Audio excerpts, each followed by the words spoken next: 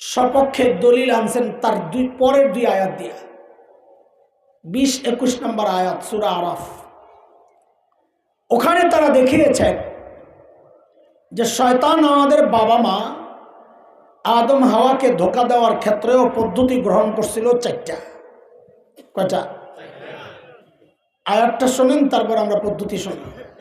আল্লাহ বলতেছেন, فوسوس لهما الشيطان ليبدي لهما ما وري عنهما من سوآتهما وقال ما نهاكما ربكما عن هذه الشجرة إلا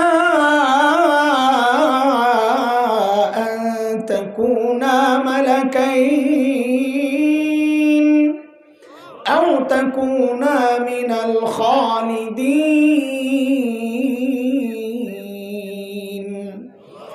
وقاسمهما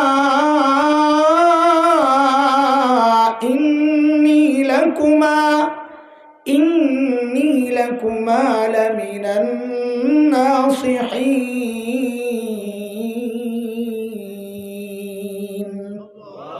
বলেন বলেন পদ্ধতি কয়টা? জোরে জোরে। আজকে পড়া মুখস্থ করানো হবে ইনশাআল্লাহ, ঠিক আছে না? হ্যাঁ বলেন ইনশাআল্লাহ। মুখস্থ রাখা যাবে তো? করা যাবে তো ইনশাআল্লাহ? বলাবেন কথা কও না কেন? গুড়াগাড়া যারা আছো, যদি পড়া না শোনাইতে পারো ঠিক মতো, মুরগি বানাই দেবো। এটা স্টেজের প্রভাব, বুঝছেনি? বলাবেনি না, বুঝলে ভালো। পদ্ধতি কয়টা? 1 নম্বর, শয়তান যা জিজ্ঞেস করতেছে ফল কেন খান না? হুজুর কি সমস্যা?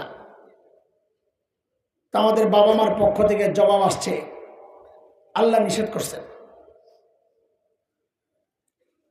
আচ্ছা, ওই পদ্ধতিতে ঢোকার আগে পদ্ধতিগুলোর নাম শুনি, নাম মুখস্থ করি, তাহলে আপনাদের বোঝাটা সহজ হবে। আগে বলেন পদ্ধতি কয়টা? 1 নম্বর বলেন অপব্যাখ্যা। বলেন 1 নম্বর পদ্ধতির নাম। 2 নম্বর অপপ্রচার।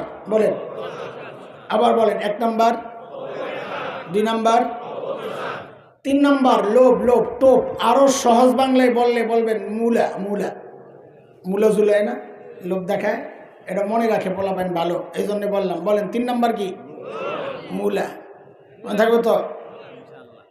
4 নম্বর হচ্ছে নেকসুরত। ধোকার 4 নম্বর পদ্ধতি।